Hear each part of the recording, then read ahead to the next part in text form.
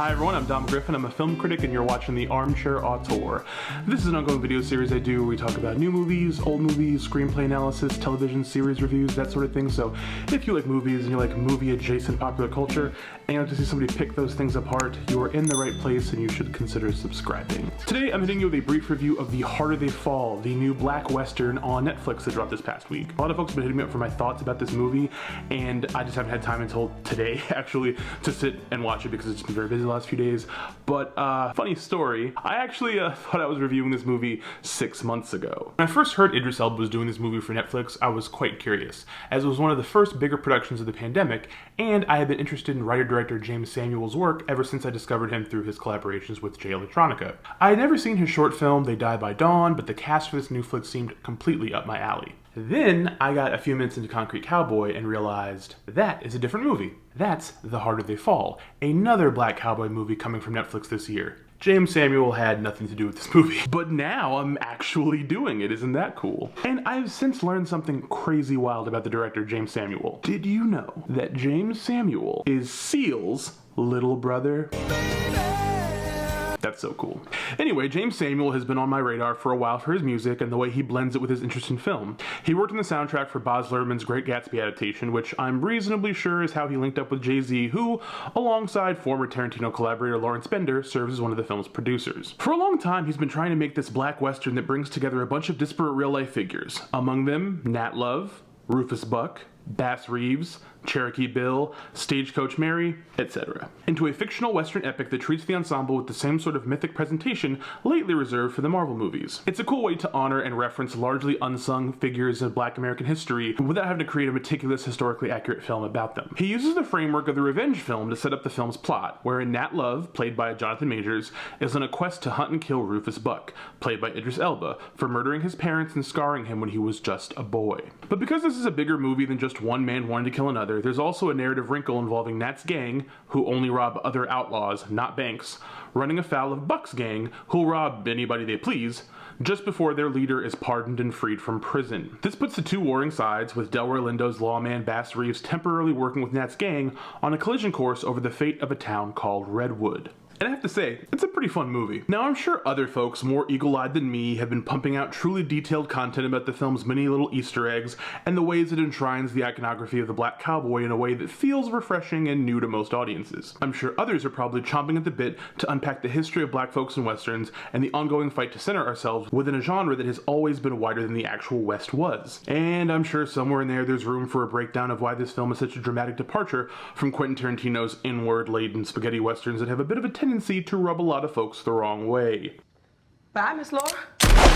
But I don't really want to do any of those things with this video. As I said before, I had a lot of fun watching this movie, and at a time where space for recreational viewing is at a bit of a premium for me, sitting down to watch a movie that people have asked me to review and actually finding myself getting lost and just enjoying it, like not getting caught up in a lot of the intricacies, but just like watching it and being like, oh cool, bang bang, fun.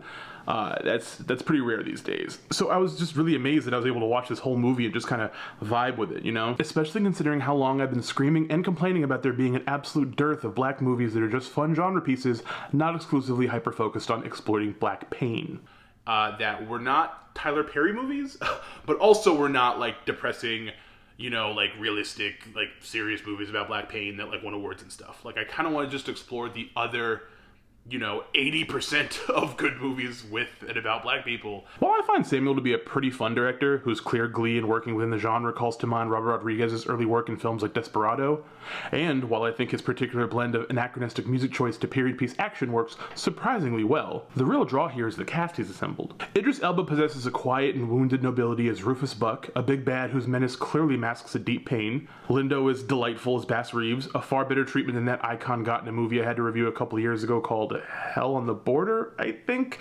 Please don't ever watch it. LaKeith Stanfield is interesting as Cherokee Bill, a terminally crooked quick draw who almost seems ashamed at times at how willing he is to stab a stranger in the back. And Regina Hall is doing sterling work as Trudy Smith, Rufus Buck's right-hand woman. It's a blast to see her play a villain and experience how much fun she's having with it. But maybe the biggest standout is Jonathan Majors as the lead, Nat Love, another in a long line of exhibitions showing the supernova energy he brings to the screen. Turn his body in and you'll get $5,000 for your church. Why aren't you taking him in yourself? I'm worth 10. Every time he shows up in a movie, no matter how big or small the role is, Majors feels like he's nowhere near reaching his actual potential. And I'm beginning to wonder just what role out there will sufficiently capture how electric he is in front of the camera. For now though, he's a real treat to behold, and maybe the only reason I've ever genuinely wanted a sequel at the end of a movie produced by Netflix. But as much as I want to make this a very simple film singing this movie's praises, as much as I want it to be just a regular, straightforward recommendation because it's a pretty easy layup for people, I think, I'd be remiss if we didn't address the film's issues with colorism. Now, I'm biracial, as you can probably tell. My father was Italian, my mother is black. I was raised by and around exclusively black women, so I am not going to sit around and have like a big argument about colorism on screen because I don't want to sound like an asshole. But in a movie that gave darker skinned brothers a chance to shine, even though some of the real life figures they played were light skinned, it's distressing to see Stagecoach Mary, a dark skinned, sizable woman, played by Zazie Beetz, who is neither of those two things. I've seen a lot of women on Twitter call this out for what it is.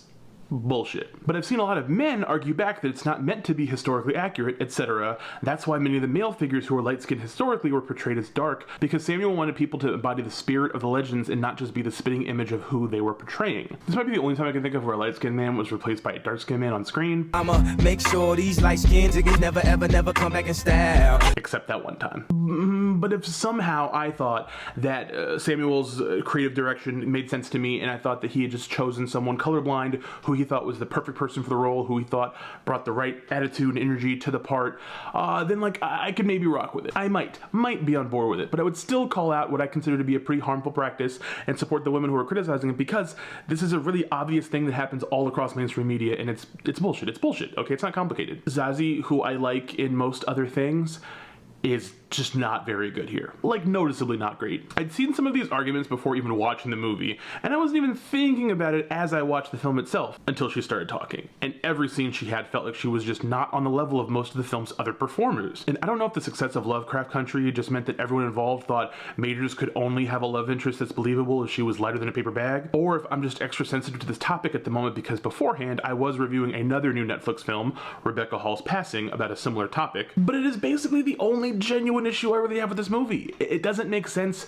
for her to be playing this part, period. But it also doesn't make sense why you would take a historically dark-skinned figure, this woman, and make her like light-skinned and like skinny and like whatever, conventionally pretty or whatever the hell, just because she's supposed to be like the love interest in the movie. Because when you're watching this movie, that character doesn't feel like much more than just the love interest in the movie. Like, she actually ends up being a damsel in distress in a very like obvious and kind of like gauche way. It's kind of nitpicking, and I didn't really want to nitpick in this video because I felt this is a really easy movie to tell people, hey, it's on Netflix, watch it. You like this type of stuff. I'm always complaining that they don't make movies like this. They made a movie like this, and now I can tell people to watch it, but I can't tell people to watch it and then ignore this fact, because I do know for a fact that a lot of the people who would be excited about a movie like this are going to get to that part of it and be annoyed. They're going to feel like, oh great, this is still happening. This happens in almost all major mainstream movies and television series, and it's happening here too. That sucks. It just bothers me because it feels like it stands in the face of what this movie is supposed to be standing for, and that's unfortunate. Like I said, I think she's a talented actress. I like her a lot in Atlanta. I liked her in her like 4 scenes in Joker, I guess, but she's like really not good here, and it just calls to attention this issue, I think. But I will say that I do think the movie is still worth watching. I think it's really fun, and I think you can enjoy the movie and find things to like about it while still taking it to task for this obvious issue. Yeah, those are my feelings about The Harder They Fall. I think it's pretty good. I don't know, I think it'd be cool if Netflix made a sequel, maybe. I don't know, I dig it. It's fun, it's enjoyable. I didn't have to think too hard. I know it sounds like a cop-out, but like, I'm glad it was just like really talented actors doing cool shit, shooting people, flipping stuff over, exploding sticks of dynamite. Like, I needed that today. I didn't realize how badly I needed it, especially after watching Passing, which is a very good movie, but it's very, very depressing. It was fun. Maybe just don't do this to movies as a double feature if you can avoid it. You might maybe have a different experience than me. But yeah, those are my thoughts. If you like this video, please give it a thumbs up. If you have not subscribed, please subscribe. Hit the little bell icon to get notifications when I put out new videos. And if you have any thoughts or comments or questions about this film, you can posit them in the comments below. I will respond to you and we'll talk about stuff if you guys like talking to me. So yeah, thank you again for watching. Hope everyone's doing well, staying safe, being good to yourselves and each other. That's the important part. I will see you in the next video. Bye.